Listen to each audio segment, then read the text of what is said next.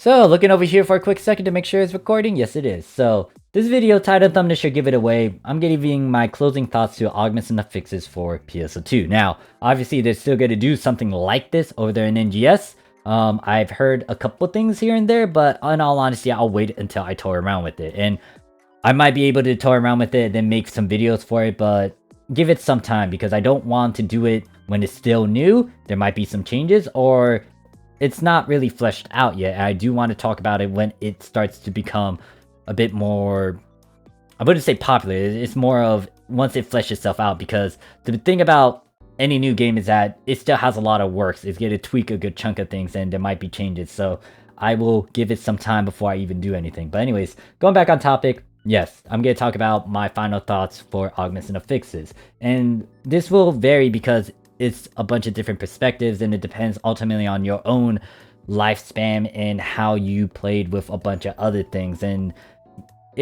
and for me personally, it's just a system that I can easily get over. It's like something that I would need to learn in other games as well. They do have a grinding enhanced system, and most of the time with those certain mechanics in those other MMORPG games or video games in general, there's RNG behind it, so I'm familiar with that. It's just that PSO2 moved away from that in the grinding sense. Now, in Augments and Affixes, I kind of like how they do it for PSO2. Granted that most of the other games that I played had a lot of RNG on top of RNG. What do I mean? So, some of the games that I played, you would farm for something, a weapon, armor piece, whatever item. When you get the particular item, you'll get it, but there's RNG on top of that, so you might not get the ideal stat that you want. So you could be going for like attack percent, critical damage, critical hit damage, and then maybe, I don't know, some element percent damage as well. And you're trying to get percent stats. You could get all those abilities, but it's not the right percent. It's actually a flat number. Or maybe you get some other abilities like magic, range, or something of that nature. So having to deal with that, I hated that because that means more time. I had to spend some time to farm for that same equipment again. Hope that RNG is on my side. Not only that, I have to try to get those particular stats, and it might eat up a good chunk of my resources, or it might just take a long time depending on how RNG is. It might be a short time depending on if it is on my side or if it's not. And granted that, RNG doesn't choose any sides. So coming from that sort of background, I can see I had an appeal, a liking to Augments and Affixes. Now, seeing a bunch of talk and how a lot of people say this, and this, it's like, I see a lot of excuses. And don't get me wrong, there can be an excuse for certain situations, but for a video game especially, I'm very confused about it, because the thing is, if you're learning all these different mechanics about a class and the game itself, why aren't you learning about this one little thing? And is it because of the fact that you just don't like it? There's a bunch of things that you hear from other people and you're scared of it? Or is it because of the fact that it looks like math and science combined? What's the legitimate excuse? And the question is, how do you make it legitimate, and what is a legitimate excuse for Augments and Affixes in a video game? Now, like, if I want to do a comparison, it's like you trying to avoid math. And here's the thing, even if you're not high in math, or like high in math, no, I'm talking about like if you're not at a higher grade in terms of the different math that is out there, like calculus and trigonometry and all that jazz, like you don't need to know those high mastery things. And the same can be applied with Augments and Affixes. You don't need to know every single thing about Augments and Affixes. There's other sources for that. There's other guides and books and resources that can help you get through some of the hard stuff and explain some of these things if you really want to learn. But at the same time, you can just stick with the basics, and you can use the basics to get through the basic needs. And I don't get why people are bitching about it and like saying all these damn excuses like, oh yeah, I don't want to toy around with it. It's like, really? And there's a bit of hypocrisy that I'm seeing too, because you're learning about a class, you're learning about all these things for PSO2, but then you avoid Augments and Affixes. So I'm dumbfounded at it. It's like, get over it. That's my blunt answer to those excuses. Get over it. here's the thing, the same thing is going to kick in for, and yes, the mechanic is going to be different because you can stack on them and you could most likely get to 100%. But note that this is basic stuff.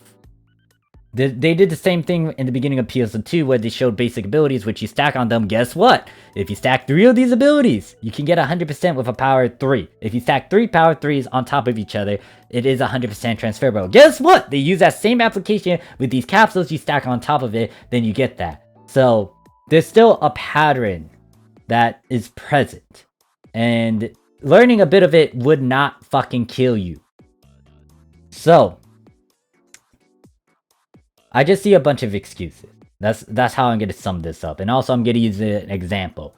Scar, one of my pals. He pops up in my streams. He was one of the judges when it comes to the fashion stream that I did.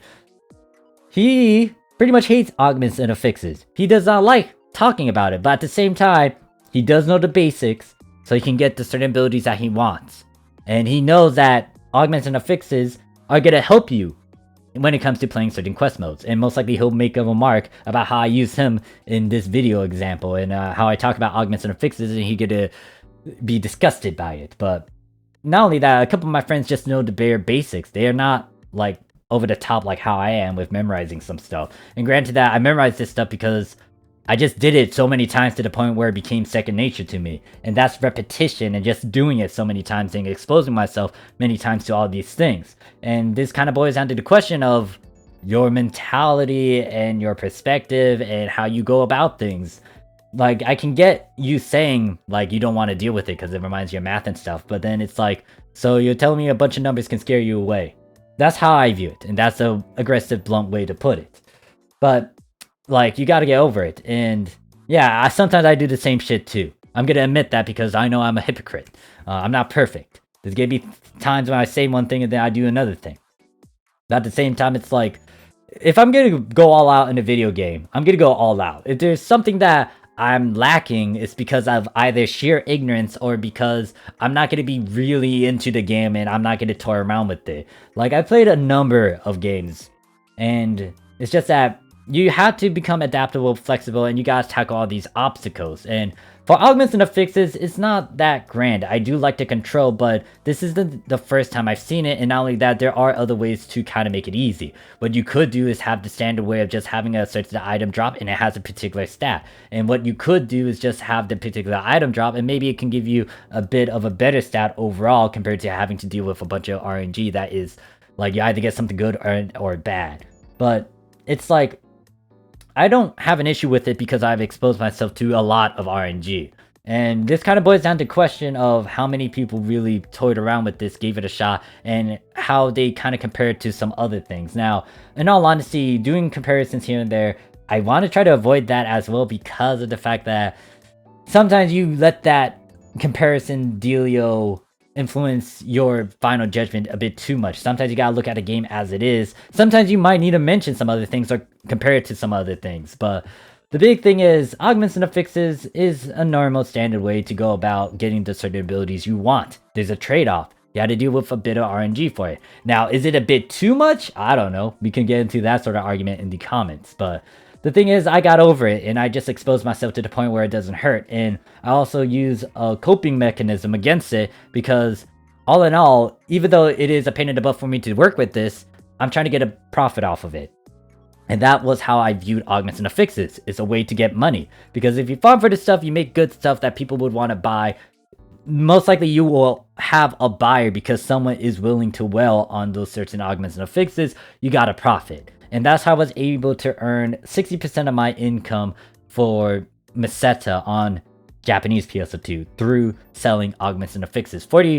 I would say 30% of it came from investments, and then 10% of it is coming from doing fixed things in PSO2. But that's it for this video. So with augments and affixes, like, I'm okay with it. I dealt with some other systems that I really hate and it didn't give me any control whatsoever, or some of them were pretty standard to the point where it didn't really do something like this, it just gave me something. So it ultimately boils down to your perspective. Personally for me, I would say that when it comes to like playing any sort of game and just learning any sort of mechanic, just get over it. You had to tackle it, and like, what excuses are you going to come up with so you don't really touch it? But then the question is, are you really giving the game its all? Are you really learning? And the one thing for me is that you would want to constantly learn, even if it's in a video game. You would want to learn because you learn so much in life, and you learn and you adapt and you be flexible. You take the stuff you hear, then you adapt it to your own mythology and your own ideal, your philosophies and idealism and all that stuff. So it's like, you might as well get over it. And guess what? It's still the same thing, it's just in a different mechanic. It might be easy, it might be hard, we shall see. And once again, I will most likely toy around with it, but I'm not going to release videos right off the get-go because I want to give it some time, because it's going to flesh itself out. And usually in the beginning, there's going to be a good chunk of hiccups depending on what and how it is done, or depending on how Sega does it. So that is it. I will have a separate video that goes into a certain meme that I'm staring at on PSO2 Reddit. So look forward to that. But that is it. I'm still gonna do my curse affix videos as well, because it is it's something. But anyways, that is it.